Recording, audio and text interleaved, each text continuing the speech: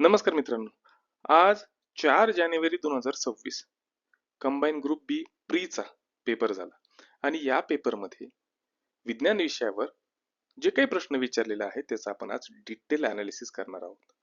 उद्देश एवढाच आहे की 11 जानेवारीला पुन्हा ग्रुप सी चा पेपर आहे आणि आपल्याला काय पाहायचंय तर परीक्षकांनी ग्रुप बी मध्ये विज्ञान विषयात कुठल्या घटकाला सगळ्यात जास्त महत्त्व दिलेलं आहे किंवा कुठल्या घटकावर तो सारखा सारखा प्रश्न विचारतो याच्यासाठी पीवायक्यू अनालिसिस महत्वाचं आहे आणि हे नक्की तुम्हाला ग्रुप सी च्या एक्झाम साठी बेनिफिशियल ठरणार आहे. त्याच्यामुळे व्हिडिओ पूर्ण पहा. मन लावून तयार केलेला आहे आणि मन लावून पहा, फायदा नक्कीच होईल. चला मग आपल्या लेक्चरला सुरुवात करू. चला पहा बरं, जमतं का पहिला प्रश्न. 20 सेकंदाचा वेळ आहे. नाही जमलं तर आपण आहे डिटेल मध्ये आपण एक्सप्लेनेशन करणार आहोत. अर्धाच घंट्याचा व्हिडिओ मित्रांनो, पण हा जो रेकॉर्डेड माझं व्हिडिओ लेक्चर आहे मी ते लाईव्ह स्वरूपात सुद्धा टाकणार आहे. का बरं? कारण की काही मुलं अशी आहेत जे जॉब करून शिकतात किंवा काहींना एका ठराविक वेळेमध्येच अभ्यास करायला वेळ भेटतो. मग अशा मुलांसाठी हा व्हिडिओ अवेलेबल व्हा म्हणून मी हे कंटिन्युअसली रेकॉर्डेड लाईव्ह लेक्चर चालणार आहे. चला मग आपण हा पहिला प्रश्न पाहू. चला पहिला प्रश्न जो आहे या पहिल्या प्रश्नाचं डिटेल मध्ये आपण एक्सप्रेशन पाहू. याचं उत्तर जे आहे ते आहे पर्याय क्रमांक 1. मित्रांनो या ठिकाणी आयोगाने पहिलाच प्रश्न क्ष किरणांवर म्हणजे एक्सरेज वर विचारलेला आहे. आपण हॉस्पिटलमध्ये जातो, हाड मोडल्यावर जो काढला जातो तो असतो एक्सरे. या एक्सरेचे तुम्हाला काही गुणधर्म विचारलेले आहे, त्याच्यातला योग्य पर्याय कोणता आणि अयोग्य पर्याय कोणता हे तुम्हाला प्रश्नामध्ये ओळखायचं. क्ष किरण सगळ्यात पहिल्यांदा लक्षात ठेवायचं की एक्सरे काय असतात तर इलेक्ट्रोमॅग्नेटिक रेडिएशन म्हणजे विद्युत चुंबकीय तरंग असतात. याचं उदाहरण सोपं सांगू का? सूर्यप्रकाशापासून जे काही किरण आपल्यापर्यंत येतात ते सुद्धा काय झालं, इलेक्ट्रोमॅग्नेटिक रेडिएशन झालं. त्यांना कुठल्याच प्रकारच्या माध्यमाची गरज पडत नाही सूर्यापासून पृथ्वीपर्यंत यायला. ते निर्वातातून सुद्धा प्रवास करू शकतात. त्यांना घन, त्याच्यानंतर द्रव किंवा स्थायू कुठल्याच प्रकारच्या माध्यमाची गरज पडत नाही. दुसरं, हे जे एक्सरेज आहे हे सुद्धा असेच इलेक्ट्रोमॅग्नेटिक वेव्हज असतात. या एक्सरेचं दुसरं वैशिष्ट्य म्हणजे काय की यांच्यावर कुठल्याही प्रकारचा चार्ज नसतो. ना हे धनप्रभारित आहे ना हे ऋणप्रभारित आहे. ते न्यूट्रल असतात. हे दोन गुणधर्म लक्षात जर असेल तर तुम्हाला हा प्रश्न सोपा जाणार आहे. चला डिटेल मध्ये पाहू की क्ष किरण काय आहे. तर पहिला पर्याय होता क्ष किरण हे विद्युत चुंबकीय लहरी आहे. अगदी बरोबर, क्ष किरण हे विद्युत चुंबकीय लहरी आहे. ऍडिशनल काय लक्षात ठेवायचं तर ते प्रकाशाच्या वेगाने सरळ रेषेमध्ये प्रवास करतात, माध्यमाची त्यांना गरज नाही. दुसरं काय दिलेलं आहे की या क्ष किरणांची जी तरंग लांबी आहे ही खूप कमी असती. तुम्ही म्हणता सर तरंग लांबी म्हणजे काय तर वेवलेंथ. वेवलेंथ म्हणजे काय तर distance between two successive crust and trough. म्हणजे दोन दऱ्यांमधलं किंवा दोन उंचवट्यामधलं जे अंतर असतं त्याला तरंग लांबी किंवा वेवलेंथ म्हणलं जातं. आणि या एक्सरेची जी तरंग लांबी असती ती अतिशय कमी असती, छोटी असती. हे पहा, ही मोठी तरंग लांबी आणि ही छोटी तरंग लांबी. या एक्सरेची तरंग लांबी ही खूप कमी असते, साधारणतः 0.01 ते 10 नॅनोमीटर. त्यामुळेच त्यांच्या अंगी जास्त ऊर्जा असती आणि ते सामान्य प्रकाशासाठी अपारदर्शक असलेल्या पदार्थामधून सुद्धा जाऊ शकतात. तिसरं तिसरं इथं पर्याय दिलेला आहे की क्ष किरणांच्या वर ऋणभार असतो, जो क्ष किरणांवर एक्सरेज वर कुठल्याही प्रकारचा प्रभार नसतो. आणि चौथा जो पर्याय आहे तो आहे क्ष किरण हे विद्युत आणि चुंबकीय क्षेत्रामुळे विचलित होतात नाही. क्ष किरण हे विद्युत किंवा चुंबकीय क्षेत्रामुळे विचलित होत नाही. कॉन्सेप्ट पक्का. आता पाहू आपण पुढचा प्रश्न. नेहमीप्रमाणे 20 सेकंदाचा वेळ तुम्हाला दिलेला आहे. प्रश्न एकदम सोपा आहे. 8वी 9वी 10वीच्या पुस्तकात हा तुम्हाला सापडून जाईल. नाही जमलं तर डिटेल मध्ये अनालिसिस आपण करणारच आहोत.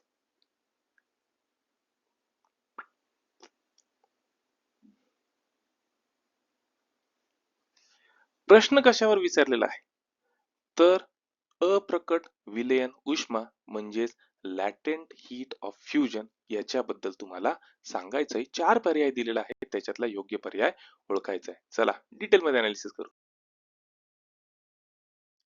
मित्रांनो पुढचा जो प्रश्न आहे तो विचारला आहे द्रवाचा अप्रकट विलयन उष्मा म्हणजेच लॅटेंट हीट ऑफ फ्युजन. स्टेट बोर्डचा प्रश्न आहे. कॉन्सेप्ट पक्का असेल तर मार्क तुम्हाला नक्की भेटणार. आपण काय करू, भोळ्या भाषेत पहिल्यांदा कॉन्सेप्ट पक्का करू. काय करायचं, एक व्यावहारिक उदाहरण घ्यायचं. एक पॅन घ्यायचा, त्या पॅन मध्ये बर्फाचे तुकडे टाकायचे आणि त्या पॅनला खालून उष्णता द्यायला सुरुवात करायची. काही वेळाने पॅन तापतं, पण बर्फाचा तुकडा काही तापत नाही. मग प्रश्न पडतो की दिलेली उष्णता जी आहे ती जाती कुठं? तर या बर्फामध्ये जे काही कण आहे त्या कणांना धरून ठेवणारे जे काही बंध आहे, इंटरमॉलिक्युलर फोर्सेस, ते बंध तोडण्यासाठी या उष्णतेचा वापर होत असतो. हा, पण त्यावेळेस बर्फाचं तापमान वाढतं का? नाही. ही उष्णता कुठपर्यंत दिली जाते?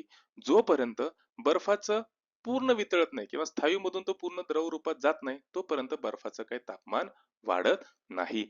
या दिलेल्या एनर्जीलाच काय म्हणलं जातं? तर लॅटेंट हीट ऑफ फ्युजन म्हणलं जातं. याचं एकक जे आहे ते आहे जूल प्रति किलोग्रॅम. डिटेल मध्ये कॉन्सेप्ट इथं दिलेल्या व्याख्या वाचायची एकदा वाचून घ्या व्हिडिओ पॉज करून. चला आता पाहू पुढचा प्रश्न. चला, 20 सेकंदाचा वेळ. पुढचा प्रश्न जमतो का पहा. खूप सोपा प्रश्न आहे. स्टेट बोर्ड सायन्स मधून डायरेक्ट विचारलेला प्रश्न आहे.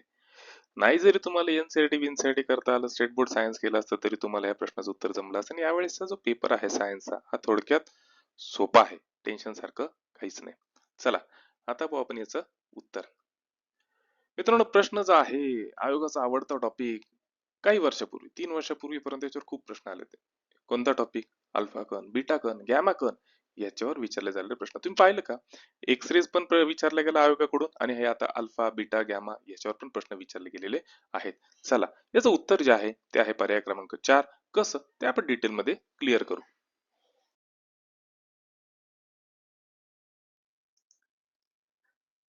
मित्रांनो, ज्यांनी स्टेट बोर्ड सायन्स चांगलं केलं ना त्याच्यासाठी हा प्रश्न खूप सोपा आहे.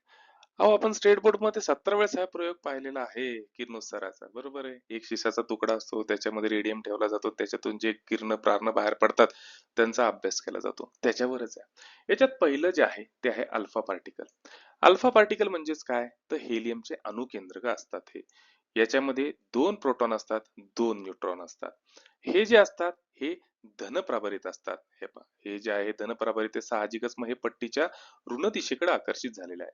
दुसरे जे आहे ते आहे बीटा कण म्हणजे बीटा पार्टिकल. बीटा पार्टिकल दुसरे तिसरं काही नाव इलेक्ट्रॉन. यांच्यावर कोणता प्रभार असतो? तर निगेटिव्ह म्हणजे ऋण प्रभार असतात. मग साहजिकच हे फोटो इलेक्ट्रिक पट्टी जी आहे, फोटोग्राफिक प्लेट जी आहे त्याच्या धन दिशेकडे आकर्षित होतात. आणि तिसरा जो आहे ते आहे गॅमा. यांच्यावर कुठल्याच प्रकारचा प्रभार नसतो. हेच वैशिष्ट्य तुम्हाला दिलेले आणि याच्याच तुम्हाला जोड्या जुळवायच्या आहेत.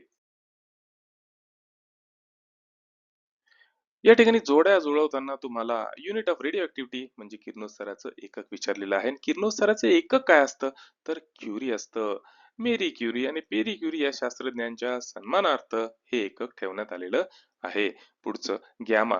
गॅमा काय असतो? ज्याच्यावर कुठल्याच प्रकारचा चार्ज नसतो, जे न्यूट्रल असतो. हा, त्याच्यावर कुठल्याच प्रकारचं वस्तुमान सुद्धा नसतं आणि प्रभार सुद्धा नसतो. हा, पण यांची भेदक शक्ती जी असती ती सर्वाधिक असती. म्हणजेच गॅमा किरण काय आहे? तर गॅमा किरण हे उच्च ऊर्जेचे फोटॉन म्हणजेच विद्युत चुंबकीय लहरी, इलेक्ट्रोमॅग्नेटिक वेव्हज आहे. तुम्हाला आत्ताच सांगितलं ना, एक्सरे काय आहे? Electromagnetic waves. लाईट रेज काय आहे? Electromagnetic waves.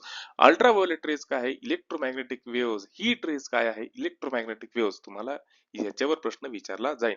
आता पहा, आजच्या एक्झाम मध्ये एक्स रे वर आणि अल्फा बीटा गॅमावर म्हणजे या प्रारणांवर 2 प्रश्न आलेले आहेत.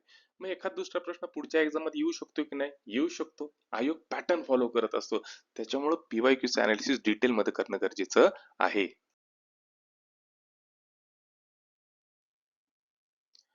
पुढचा प्रश्न.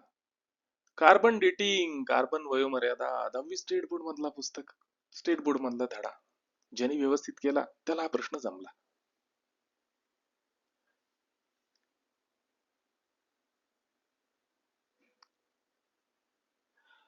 तर प्रश्न काय आहे? तर कार्बनच्या सर्वाधिक मुबलक समस्थानिकांचा अणुवस्तुमान संख्या किती आहे?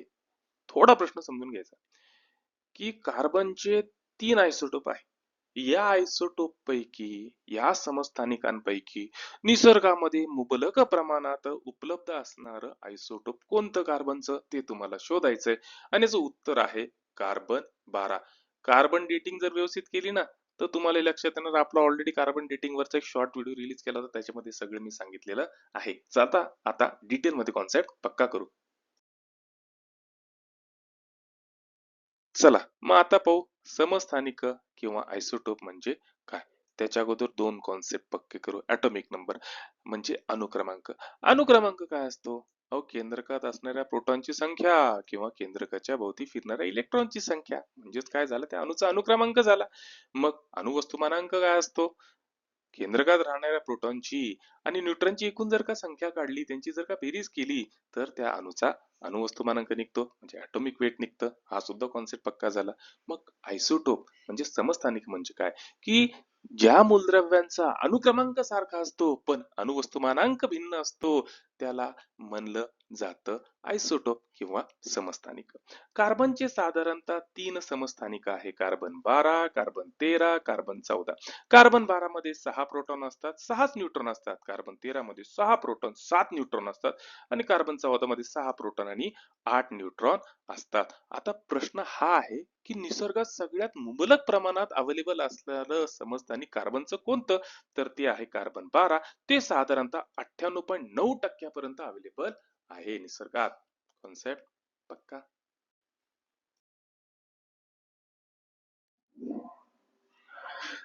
मित्रांनो, आतापर्यंत माझा प्रयत्न जर आवडला असेल तर चॅनेल सबस्क्राईब करा, लाईक करा आणि शेअर करा. जमल तेवढं तुमच्या मित्रांपर्यंत जाऊ द्या.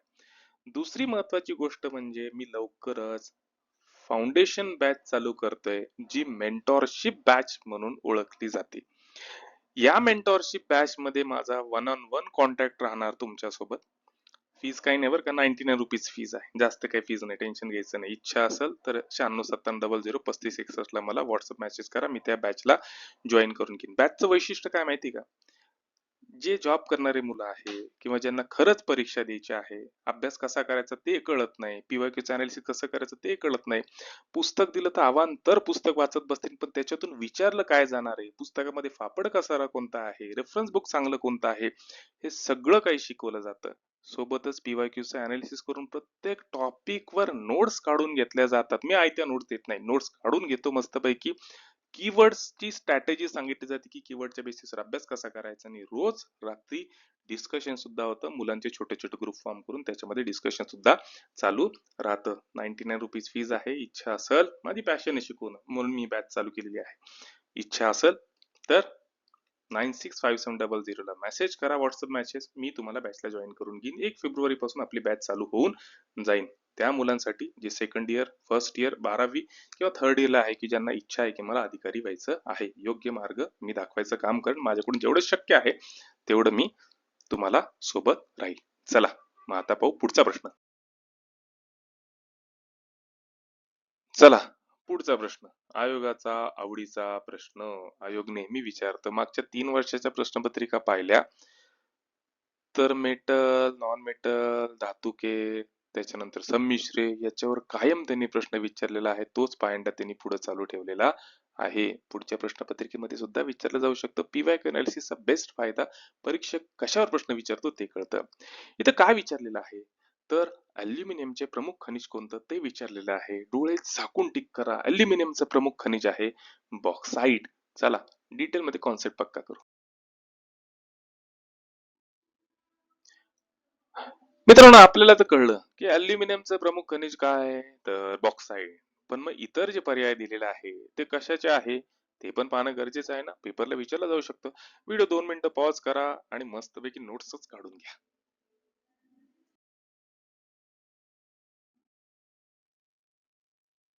चला पहा बरं, जमतो का पुढचा प्रश्न. दिसायला तर हा भूगोलाचा आहे पण आहे ऍक्च्युली विज्ञानाचा प्रश्न. प्रश्न काय आहे तर पृथ्वीच्या वातावरणाचे थर जे जमिनीपासून वरच्या दिशेने आहे ते तुम्हाला क्रमाने लावायचे आणि तुम्हाला योग्य क्रम ओळखायचा आहे. खाली 4 पर्याय दिलेले आहे.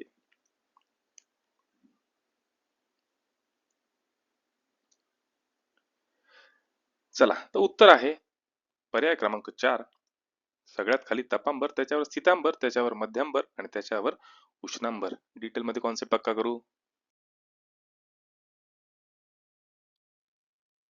चला, सगळ्यात खालचा जो थर आहे मित्रांनो तो आहे तपांबर म्हणजे ट्रोपोस्फिअर. हे पहा या ठिकाणी तुम्हाला दिलेलं आहे कॉन्सेप्ट पक्का होण्यासाठी एक फिगर, ती तुम्ही अभ्यासू शकता. या तपांबराचं म्हणजे ट्रोपोस्फेअरचं वैशिष्ट्य काय की वातावरणातला सगळ्यात हा खालचा थर आहे. हवामानाशी संबंधित ज्या काही घटना आहे, ढग झालं, पाऊस झालं, विजा कडकडणं झालं, हे सगळं याच थरामध्ये घडत असतं आणि उंचीनुसार या थरातलं तापमान कमी होत असत. जसं जसं वर जाऊ तसं तसं तापमान कमी होतं. तपांबरानंतर दुसरा जो स्तर आहे तो आहे स्ट्रॅटोस्फिअर म्हणजेच स्थितांबर. या स्थितांबराचं सगळ्यात महत्वाचं वैशिष्ट्य म्हणजे या स्तरामध्ये ओझोनचा थर सुद्धा आढळतो, जो सूर्यापासून येणाऱ्या अल्ट्राव्हायोलेट किरणांपासून आपलं संरक्षण करत असतो. या थरात सुद्धा उंचीनुसार तापमान वाढत जाते. ट्रोपोस्फेअर नंतर जो येतो तो असतो मेसोस्फिअर म्हणजे मध्यांबर. हे पहा, हा आहे मध्यांबर. याचं वैशिष्ट्य काय की हा वातावरणामध्ये सर्वात थंड थर मानला जातो. पृथ्वीच्या वातावरणात प्रवेश करणाऱ्या बहुतांश सगळ्या उल्का ज्या आहेत, ते मेटॉर्स जे आहे ते या स्तरामध्ये जळून खाक होत असतात. मध्यंतरानंतर आहे थर्मोस्फिअर म्हणजेच उष्णांबर. आता उष्णांबर काय आहे तर याचं सगळ्यात महत्वाचं वैशिष्ट्य म्हणजे उंचीनुसार तापमान खूप वेगाने वाढतं आणि सगळ्यात महत्वाचं पेपरला विचारलं जाऊ शकतं, रेडिओ लहरींचं प्रवर्तन, रेडिओ वेव्ह या स्तरातील आयनांमुळे शक्य होतं. त्याच्यामुळे आपल्याला रेडिओ कम्युनिकेशन करता येतं. रेडिओ कम्युनिकेशन साठी महत्वाचा थर कोणता तर थर्मोस्फिअर म्हणजेच उष्णांबर. आणि त्याच्यानंतर आहे एक्झोस्फिअर, हा वातावरणातला सर्वात बाहेरचा थर जो हळूहळू अवकाशामध्ये विलीन होतो. आयोगाचा आवडता टॉपिक मी मागच्या जे काही पीवायक्यूचं अनालिसिस केलेलं 3 वर्षातलं तेव्हा तुम्हाला ओरडून ओरडून सांगत होतो की आयोगाचा आवडता टॉपिक कोणता, प्राण्यांचं वर्गीकरण, वनस्पतींचं वर्गीकरण. आणि आवडते प्राणी किंवा वनस्पती कोणते, तो शैवाल झालं, झुरळ झालं, संगमोलुस्का झालं, याच्यावर नेहमी प्रश्न येतात. ब्रायोफायटा झालं, याच्यावर सुद्धा नेहमी प्रश्न येत असतात. चला, हा त्यातलाच प्रश्न. प्रश्न काय आहे तर डेंटेलियम हा प्राणी कोणत्या संघामध्ये मोडतो तर तो मोडतो मोलुस्का या संघामध्ये. कॉन्सेप्ट डिटेल मध्ये पक्का करू.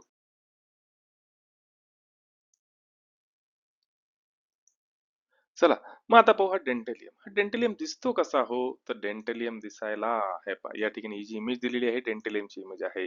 याला हा दिसायला हत्ती दातासारखा आहे म्हणून याचं दुसरं नाव जे आहे ते हत्तीदंत कवची किंवा टससेल सुद्धा म्हणलं जातं. आणि हा संघ मोलुस्का मधला प्राणी आहे. याची इतर उदाहरणं द्यायची झाले संघ मोलुस्का मधले येतं शंख, शिंपले, गोगलगाय, ऑक्टोपस आणि डेंटेलियम. आता याच्या शरीराची रचना कशी असते तर शरीराचं मऊ असतं, मात्र आवरण जे आहे ते कॅल्केरियस या कवचांनी बनलेलं असतं. आलं लक्षात? कॉन्सेप्ट पक्का. पुढचा जो प्रश्न आहे हा प्राण्यांच्या वर्गीकरणावर विचारलेला आहे. आयोगाचा सगळ्यात आवडता प्राणी म्हणला तर झुरळ, आणि त्याच्या जर का नंतर म्हणलं माशामध्ये म्हणलं तर कॅटफिश. या 2 ते 3 वर्षामध्ये माशांवर, झुरळांवर खूप काही प्रश्न आलेला आहे. हाच तसाच हा प्रश्न. या ठिकाणी प्रश्न काय दिलेला आहे तर कॅटफिशच्या अनेक प्रजातींमध्ये मिशासारख्या प्रक्षेपणांवर रुची ज्ञान कलिका असतात, ज्या अन्न शोधण्यास मदत करतात. त्या प्रक्षेपणांना काय म्हणतात तर बार्बेल म्हणतात. ही कॅटफिश जी आहे ना, यांच्या नाकावर जे मिशासारखे अँटेने असतात का, त्याचा उपयोग कशासाठी होतो ते आपल्याला पाहायचंय. आणि याला काय म्हणलं जातं तर बार्बेल म्हणलं जातं. डिटेल मध्ये पाहू कॉन्सेप्ट मध्ये. सगळ्यात पहिल्यांदा पाहायची याची इमेज. दिसतो कसा कॅटफिश आहे, हा कॅटफिश आहे.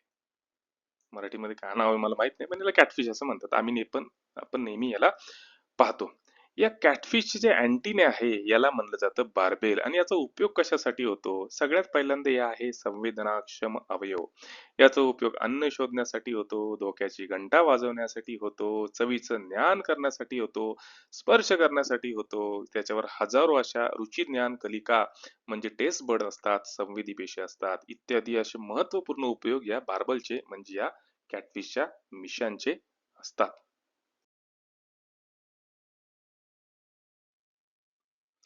पुन्हा एकदा प्रश्न प्राण्यांच्या वर्गीकरणावर. 15 मध्ये पुन्हा एकदा 4 ते 5 प्रश्न आयोगाने प्राण्यांचं वर्गीकरण आणि वनस्पतीचं वर्गीकरण याच्यावर विचारलेलं आहे. या प्रश्नाचं वैशिष्ट्य सांगू का तुम्हाला, 2024 ला गट ब गट क ला हा प्रश्न विचारलेला आहे. पेट्रोमायझेट, मी म्हणलं ना, मागचा ट्रेंड आयोग फॉलो करतं म्हणजे करतच. या ठिकाणी पेट्रोमायझनवर एक क्वेश्चन आलेला आहे, म्हणजे आयोगाच्या दृष्टीने पेट्रोमायझन महत्वाचं आहे. पेट्रोमायझन काय?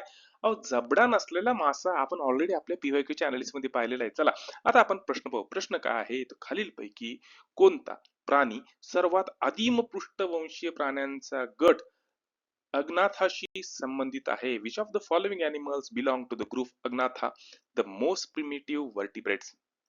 तो आहे पेट्रोमायझन म्हणजेच लॅम्प्रे. डिटेल मध्ये पाहू आपण आता.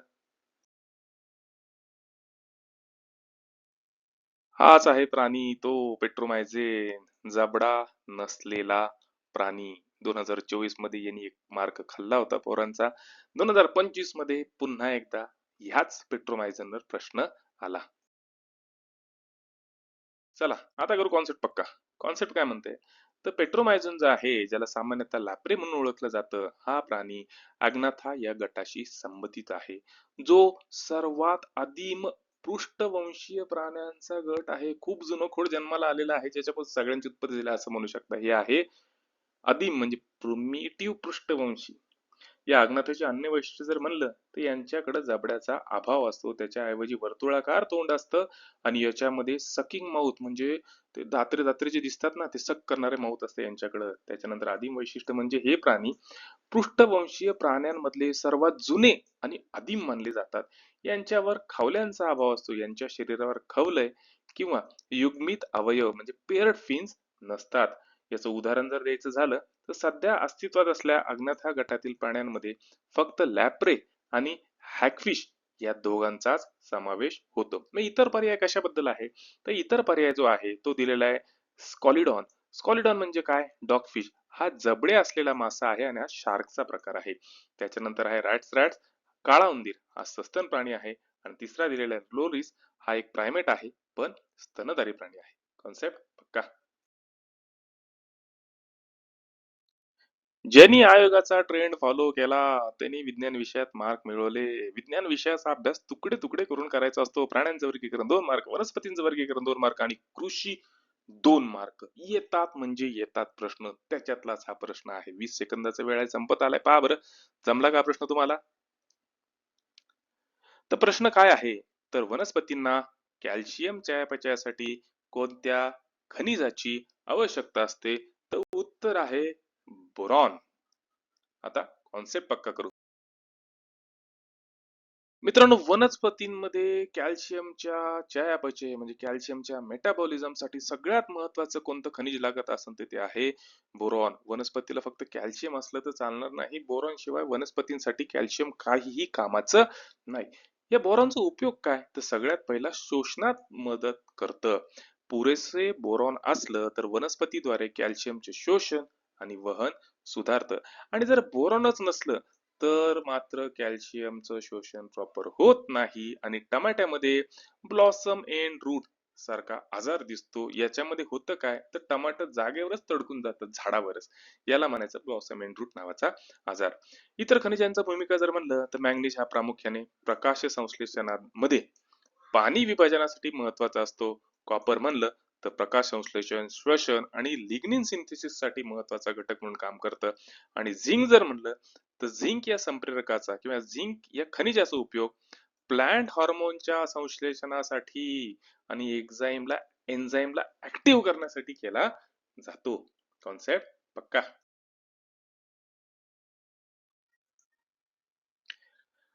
मागच्या 3 वर्षाच्या पीवायक्यू अनालिसिसचा सगळ्यात मोठा फायदा आयोगाचा आवडता घटक कळला.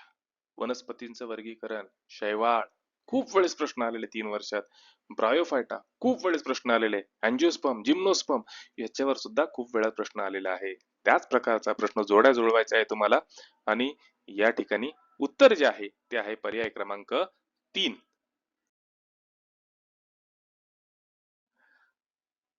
चला, या ठिकाणी एकदम सोपा प्रश्न दिलेला आहे.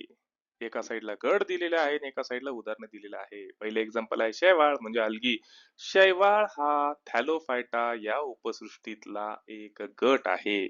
या वनस्पतींचं वैशिष्ट्य काय? यांच्याकडे मूळ, खोड आणि पान याच्यामध्ये यांचं शरीर विभागलेलं नसतं, प्रामुख्याने हे पाण्यामध्येच राहतात, एक पेशी असतात. आणि याचं बेस्ट उदाहरण जर द्यायचं झालं तर क्लायमॅटोमोनास. हे जे आहे ना, हे ते शैवाळाचं उदाहरण क्लायमॅटोमोनास.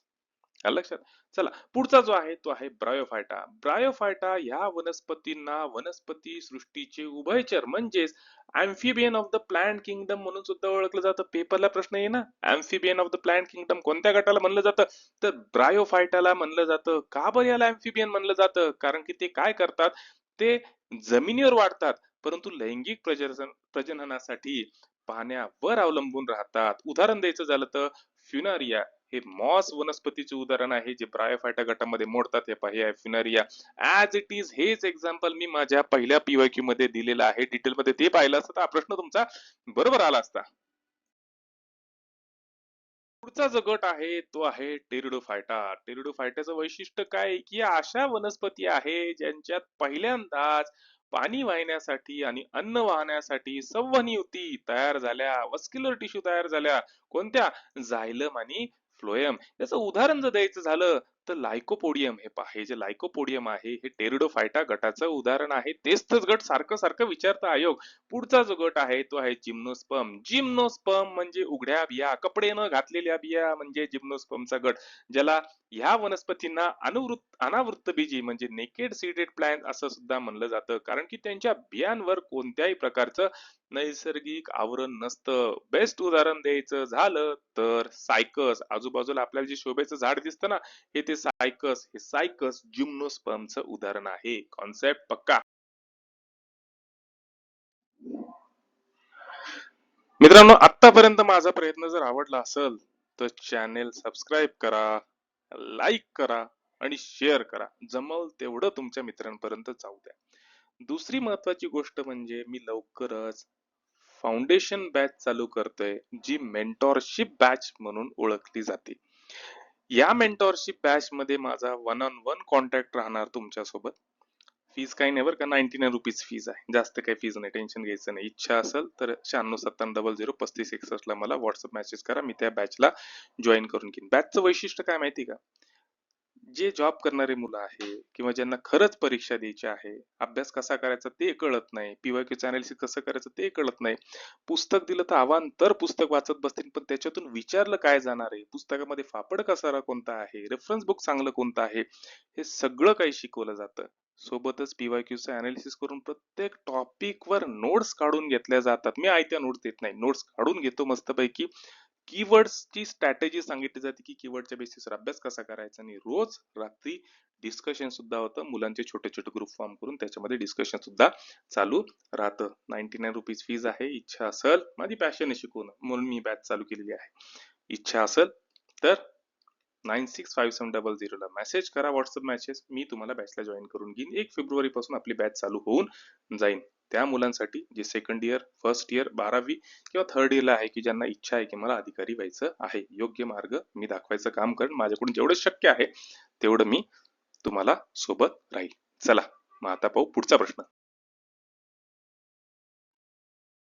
चला, या ठिकाणी पुढचा प्रश्न पुन्हा एकदा ऍग्रिकल्चर सायन्स वर विचारलेला, कृषी क्षेत्रावर विचारलेला प्रश्न आहे. विज्ञानाचा अभ्यास करताय, 15 मार्काची आशा ठेवता, नुसतं स्टेट बोर्ड सायन्स पासून जमणार आहे का? नाही, पण 15 पैकी 2 मार्क तर तुम्हाला कृषीवरच विचारले जातात, मग तुम्हाला कृषीसाठी सेपरेट अभ्यास करावा लागणार आहे. हा प्रश्न कृषी आधारित प्रश्न काय आहे, तर प्रश्न असा आहे की संपूर्ण झाडाची वाढ खुंटणे, पानांचा गडद हिरवा रंग जाणे आणि विकृत मृत ऊतींचे लहान लहान भाग दिसणे हे फॉस्फरसच्या कमतरतेचे कोणते लक्षण आहे, तुम्हाला ते ओळखायचंय. आणि उत्तर आहे मित्रांनो, नेक्रोटिक स्पॉट्स. डिटेल मध्ये कॉन्सेप्ट पक्का करू. चला मित्रांनो, हे जे पानं दिसत आहे ना, हे पहा, हे मेलेले जो भाग आहे ना ऊतींचा, हा जो आजार आहे किंवा हा जो प्रकार आहे, हा नेक्रोटिक स्पॉट्सचा प्रकार आहे, जो फॉस्फरसच्या कमतरतेमुळे होतो. आता परत एकदा डिटेल मध्ये पाहू.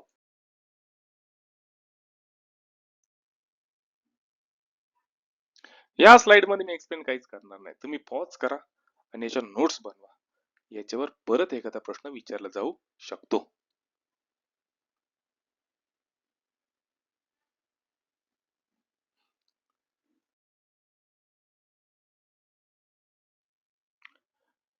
चला पुढचा प्रश्न 20 सेकंदाचा वेळ. मी तरी म्हणलं 2017 पासून 2020-21 पर्यंत रक्तगटावर RH फॅक्टरवर प्रश्न विचारले जात होते. एकतर गट ब, गट क किंवा राज्यसेवेला. पण आता काय झालं माहिती का? या 2 वर्षामध्ये हा ट्रेंड कम्प्लिटली आयोगाने चेंज केला होता. पण आयोग आता पुन्हा एकदा या रक्तगटाकडे वळलेलं आहे. त्याच्यावरचा प्रश्न प्रश्न काय आहे? तर प्रश्न हा आहे की ABO रक्तगटाचा शोध कुणी लावला होता? तर शोध लावला होता कार्ल लँडस्टेनर यांनी. डिटेल मध्ये कॉन्सेप्ट पक्का करू. 2015 पासून जर प्रश्नपत्रिका पाहिलं ना, हा प्रश्न खूप वेळेस रिपीट झालेला आहे.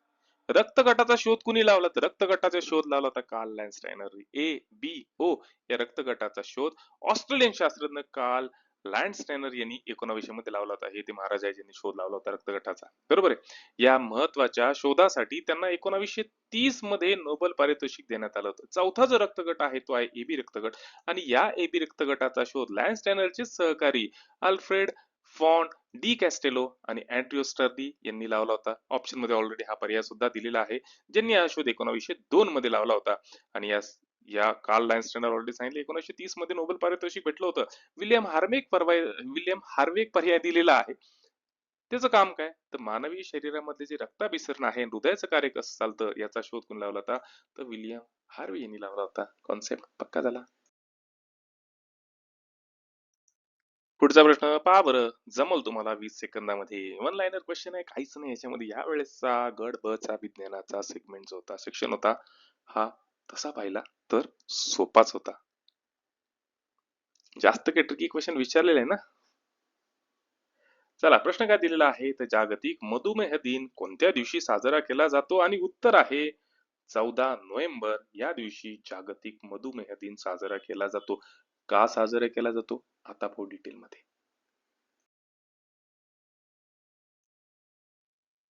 Insulin does not belongs to me. It belongs to world. Sir Frederick Banting. जागतिक मधुमेह दिन जागतिक स्तरावर मधुमेहाबद्दल जागरूकता निर्माण करण्यासाठी दरवर्षी 14 नोव्हेंबर हा दिवस जागतिक मधुमेह दिन म्हणून साजरा केला जातो. आणि हा दिवस जो आहे हा फेड्रिक बेंटिंग यांच्या जन्मदिवसानिमित्त साजरा करण्यात येतो. इन्सुलिन खूप मोठं काम केलेलं आहे या माणसाने, ज्यांनी 1922 मध्ये चार्ल बेस्ट यांच्या समवेत इन्सुलिनचा शोध लावला. कमेंट करून सांगा बरं, या महाराजांना कुठल्या वर्षी नोबेल पारितोषिक भेटलं होतं?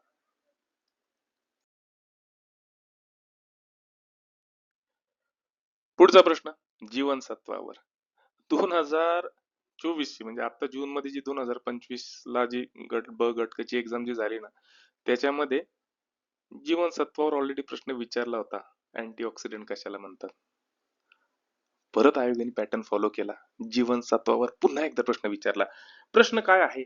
तर या जीवनसत्वामुळे रक्त साकळण्यास गोठण्यास मदत होते. जीवनसत्व के. आता कॉन्सेप्ट पक्का करू.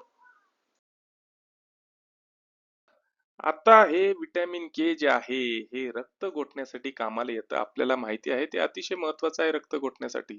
पण होतं काय हो, रक्त गोठणं म्हणजे काय असतं की आपल्या शरीरामध्ये प्रोथॅम्बिन नावाचं प्रथिन असतं. आपल्याला जर का जखम झाली तर हे प्रोथॅम्बिन नावाचं प्रथिन काम करायला सुरुवात करतं आणि एक चेन रिएक्शन चालू करतं, ज्याला कास्केड रिएक्शन म्हणतं. आणि जिथं जखम झालेली आहे, जिथून रक्तस्राव होतोय तिथं खपली तयार करतं. ही खपली म्हणजे काय तर फायब्रिन नावाचं जाळं. हे प्रोथॅम्बिन तयार करण्यासाठी आवश्यक काय असतं? विटॅमिन के. हे जर का नसल शरीरात तर रक्त गोठण्याला वेळ लागतो किंवा गोठत नाही. आता इतर पर्याय टॅली करू. आता तुम्हाला एक मजेशीर गोष्ट सांगू का? जीवनसत्व ई जो आहे ना, हा दुश्मन आहे जीवनसत्व के चा. जीवनसत्व के जे रक्त गोठवण्याचं काम करतं त्याच्या उलट काम जीवनसत्व ई करत असतं. अधिक प्रमाणात जर घेतलं गेलं तर रक्त पातळ करण्याचं काम आणि रक्तवाहिन्या मोठं करण्याचं काम सुद्धा करत असतं. आपल्याला आतापर्यंत एवढंच माहित होतं की विटॅमिन ई जे आहे ते अँटीऑक्सिडंट म्हणून काम करतं. हा, पण दुसरं काम काय आहे तर रक्त गोठवू देत नाही. विटॅमिन के च्या विरुद्ध काम करतं. त्याच्यानंतर पुढचं जे आहे ते आहे जीवनसत्व डी. कॅल्शियम शोषणासाठी आणि हाडाच्या आरोग्यासाठी महत्वाचं आहे. आपण लहानपणापासून पाहत आलेलो आहे. आणि त्याच्यानंतर विटॅमिन सी जे रोगप्रतिकारक शक्ती वाढवतं आणि जखमा बऱ्या होण्यास मदत करतं. त्याच्यामुळे मोसंब्या खात राहा, है की नाही, व्हिटॅमिन सी भेटत राहील. चला पुढचा कॉन्सेप्ट. हा मित्रांनो, जीवनसत्वावर माझा 15 मिनिटाचा डिटेल व्हिडिओ आहे. तुम्ही म्हणत असाल, कमेंट केली तर मी डिस्क्रिप्शन मध्ये देतो, जमलं तर वाच किंवा पहा.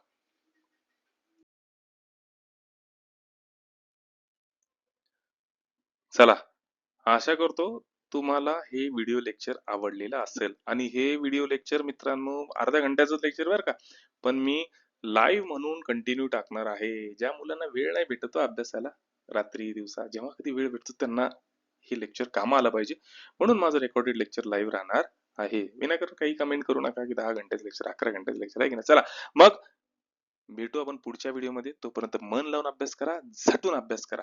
Best of luck.